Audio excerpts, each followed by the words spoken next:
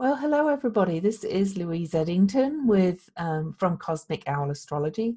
I am the Cosmic Owl, and I think this may be the last in my Democratic candidates videos, unless somebody else comes up from lower down in the pack, because I think I've done all the front runners so far. And so I'm finishing with Andrew Yang, the real kind of outlier. He's an interesting guy because he's had no political experience at all, as far as I know. He's an entrepreneur, philanthropist. He's a founder of Venture for America, and he worked in startups and early stage growth companies as a founder or executive from 2000 to 2009. After he founded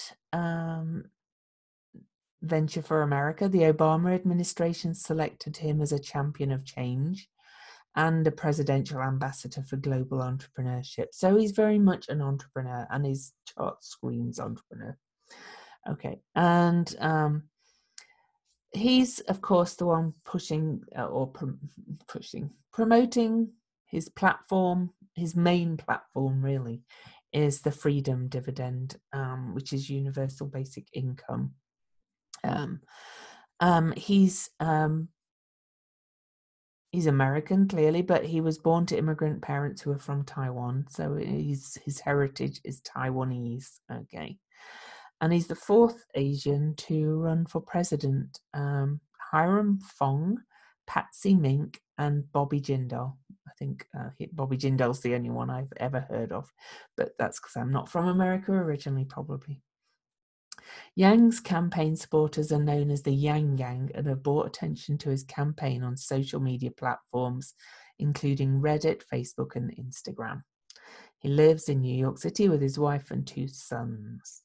All righty, so let's look at his chart and let's look at some of the main transits that are happening this year. So he's a Capricorn. I think Pete Buttigieg is a Capricorn too. I can't remember actually which one was. I think that was him. So straight away, we know he's kind of an entrepreneur, a kind of leader. Capricorns tend to be a little bit more conservative though, and I would say despite Yang's kind of wacky outlook, which we'll look at that at the moment, he is very conservative in some ways. He's not for Medicare for all, and so I think that's perhaps reflected in the Capricorn. And so we'll look at them. Where's his moon? Oh, here we go. So his Capricorn sun. We do have a time of birth, and it's from memory though, so hopefully it's not too far off. But is Capricorn rising too? And incidentally, the new moon total eclipse on December the 26th was on his ascendant, if his birth time is right.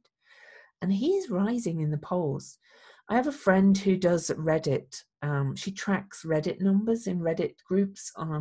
And Bernie Sanders is leading with number of members in the Reddit group, and he's constantly increasing more. But Yang is behind him. And that's where the young vote are. And I do know quite a few young people who are attracted to this freedom dividend, attracted to his message, all that kind of stuff. So he's rising. So, we have to keep an eye on Mr. Yang. Okay. Yeah, he's also a bit of a comedic element, I find, in the debates at least. But anyway, so he's a double Capricorn, Sun and Capricorn rising. But he has moon in Aquarius. And Aquarius is a sign that's ruled traditionally by Saturn and is now the modern ruler is Uranus. So it's got that kind of, Aquarius does have a kind of weird mix of very futuristic, very inventive, very innovative, but also quite traditional in some ways. So his moon's there, but Aquarius is very much thinking outside the box, and he is very innovative, and he's the one coming up with the most innovative ideas, I think. or ones that no other candidate is talking about to a degree. And his Mercury is next to his moon, so he's got this very quick mind, very, very quick mind, and his Venus is there too. So I think he does care about the people. This is not. I don't actually know, apart from his freedom dividend and that he's not for Medicare for all. I don't actually know that much about his policies. So this is purely about his astrology. All right. So he's got this massive stellium in Aquarius. He's got Pallas Athena in Aquarius, and I really kind of, I associate her with Libra, Pallas Athena, but also with Aquarius. She's very strategic, visionary, and that's kind of be very Aquarius as well. He'd make a great astrologer, probably. So he's got this weird mix of conservatism and out of the box thinking. To look at other things he's got going on. He has two chart rulers. His main chart ruler is Saturn, and that's in Cancer. And that's in the sign of the seventh house in his chart, as long as his time is correct. But it's an A-rated time, so it's probably quite correct. So, I think he does genuinely care. I think he does genuinely care about the people. And I think there's some connection with the US chart with that Saturn. So I'll look at that in a minute. His Uranus is the ruler of all his stellium, and that's in Scorpio, right at the top of his chart. So he's definitely this innovative, out of the box thinker. He's got enough to temper the double Capricorn, I think, to make him kind of a bit softer. Interesting chart patterns. His Venus and Mercury really there, and really can't separate this whole little stellium here, is in this grand trine to his south node and Pluto. And he's Pluto in Libra generation, so he's very much about creating like more egalitarian society. And his Pluto's in the 9th house, which is kind of the house of higher learning and philosophy. And so that's a lovely air grand trine. Okay, but look at this. Its outlet, the kind of where this trine is pointing to in this kite configuration, is his north node in Sagittarius, conjunct Neptune. That kind of really makes him very visionary, very, I actually think he is really a man of, I'm, full bias. I'm clearly a Bernie Sanders supporter, but, and I know a lot of Bernie Sanders supporters have been quite scathing about Yang, but there's something about him. He's definitely got, that more caring aspect. He's got Jupiter over here in Pisces, which is a lot about faith, and next to Ceres. I think he would really care, about the earth, and he's an interesting guy. Oh, and Black Moon Lilith is in Aquarius too. I didn't even see her over there. But where it gets really, his Chiron's in Aries, by the way, as well. So he's heading for his Chiron return over the next few years, because he's how old now? 40. He's only 44, 40. He's just about to be 45. So in about 5 years' time, he's going to be having his Chiron return. But that's kind of significant right now too. So we'll put the transits.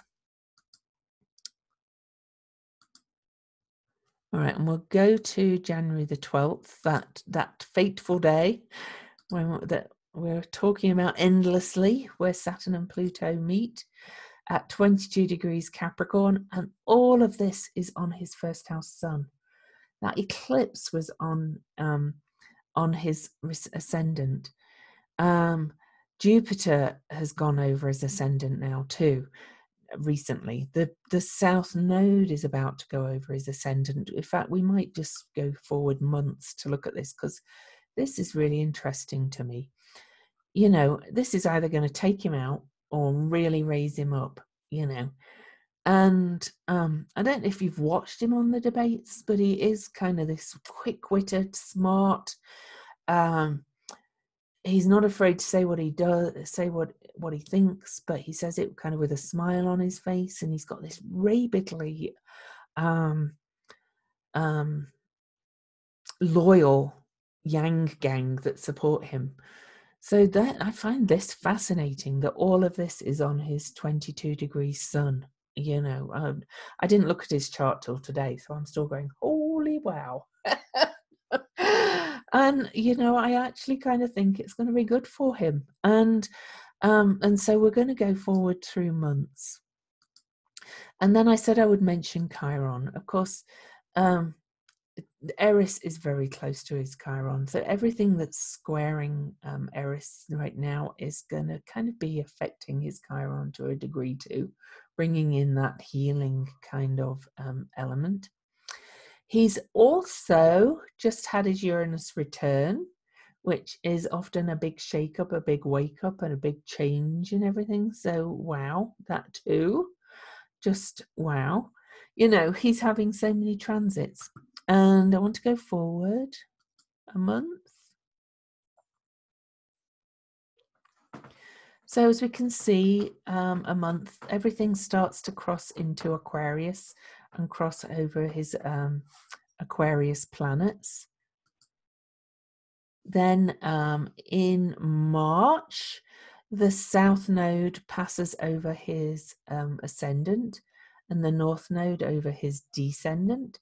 And that, you know, the descendant is where we compromise, but it's the seventh house is sometimes really, well, it's Libra, so it can be a little bit about politics and stuff like that. So, and Capricorn is often a very political, you know, leader sign kind of thing. So he's being activated for sure by the nodes, and that's pretty huge too. I showed, no, I didn't show it, but I'm going to just mention it. March the 31st. My cat's teasing my dog. Mars and Saturn will be exactly together at 0 Aquarius, very close to his moon. So there's kind of another activation trigger. In fact, let's go to that day, because you know it's also on Elizabeth Warren's Jupiter, so, and it's exactly on that. So here we are. So you can see they're at 0 Aquarius and really activating all this, while Pluto, Pallas Athena and Jupiter are still very close to his sun. They're just beginning to move away. Both anything past 2 degrees is kind of starting to move away. So then we hit the retrogrades. Pluto starts to retrograde back towards his sun. The nodes have moved on, but he will be heading for a nodal return as well over the next couple of years. He's got a lot of change coming, this boy. So you see by June, we've got Jupiter retrograde because they're in red, Pluto retrograde, Saturn's gone retrograde, Mars moves on, but all this is going to start retrograding back.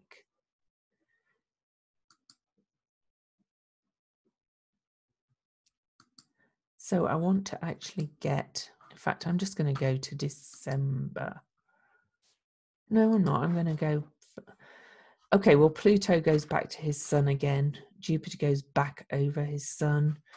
And then the election, is it November the 6th, I think?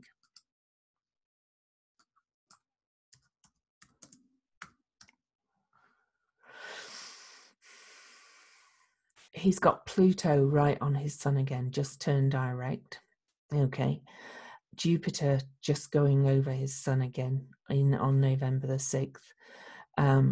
Pallas Athena on his sun again. This could be really good for him, I have to say. You know, I know I'm a Bernie Sanders supporter, but this could be really good for him. Because he's rising up. He's going up in these Reddit groups, I have to say. Maybe he'll be VP. I know Bernie said he was going to show my bias. It's fine. It doesn't matter. Okay. And then as well, right in December the 6th, Mars is going to go over his Chiron. That can activate things in different ways. You know, it's he's got some amazing transits this year. But then December the 21st, we have Jupiter Saturn at that 0 degree with Pallas Athena right on his moon.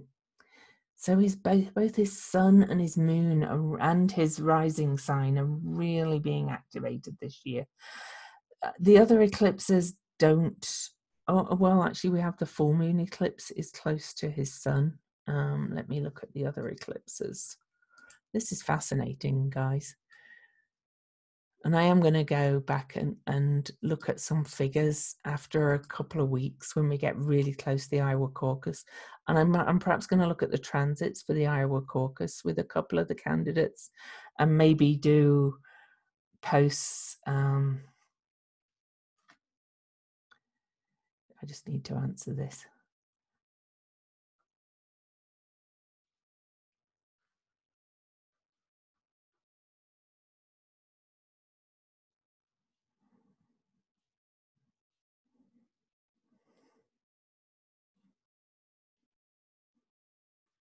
Sorry.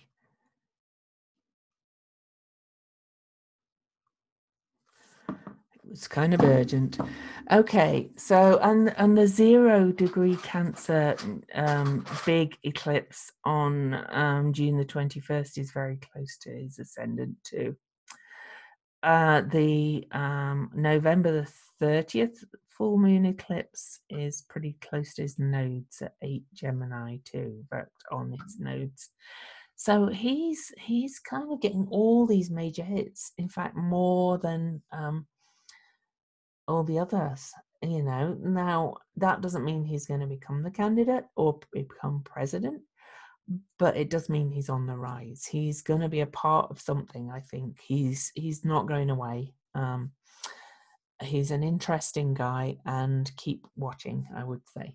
So that's my thing on on Andrew Yang. So I hope you enjoyed it, and apologies for the little interruption. Bye.